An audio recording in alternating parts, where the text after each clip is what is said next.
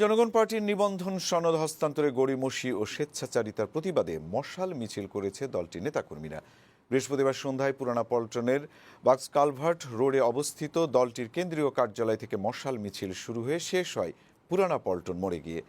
এ সময় জনগণ পার্টির সদস্য সচিব ফাতিমা তাসনিম বলেন, নির্বাচন থেকে দূরে রাখতে অদৃশ্য শক্তির প্রভাবে নির্বাচন কমিশন নিবন্ধন আটকে রেখেছে। দ্রুত তার দলকে নিবন্ধন দেওয়ার দাবি জানান তিনি। ৩১ জানুয়ারি একই দাবিতে নির্বাচন কমিশনের কার্যালয় ঘেরাও করার ঘোষণা দেওয়া হয়। এ সময়